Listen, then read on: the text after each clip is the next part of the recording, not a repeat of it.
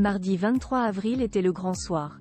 Secret Story a fait son grand retour sur TF1 après plusieurs années d'absence.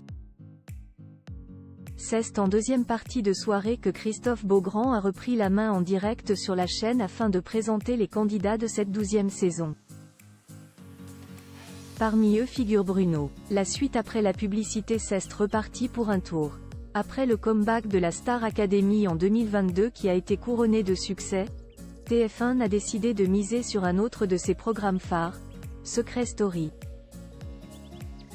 En effet, après des années d'absence à l'antenne, le jeu a fait son grand retour ce mardi 23 avril, en deuxième partie de soirée. Juste après le nouvel épisode de Koh-Lanta, Christophe Beaugrand est apparu en direct à l'antenne depuis Poissy, ville où est localisée la nouvelle maison des secrets.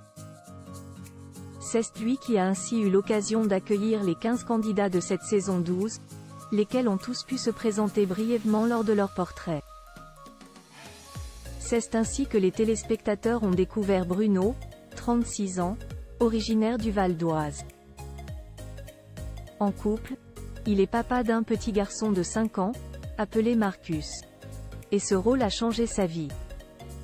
Ça change tout de devenir papa, ça permet d'évoluer, ça change une vie forcément, a-t-il confié. Bruno évolue par ailleurs en tant que steward.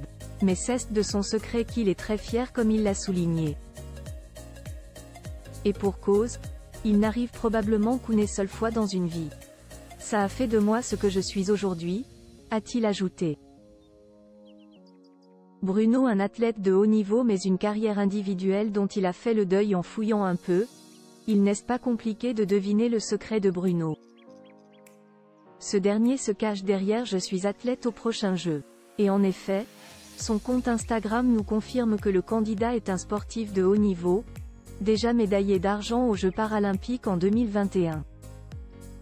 Du haut de son 1,90 m, il est spécialiste du 100 mètres et est l'une des guides de compétition de Timothée Adolphe, champion paralympique non-voyant. Un rôle pas forcément évident étant donné que le guide doit finir par s'effacer au profit de son binôme. Il faut savoir faire un deuil de sa carrière individuelle, faire briller Timothée en brillant un peu dans son ombre. Savoir être à l'écoute, être dans l'empathie, a-t-il déjà expliqué.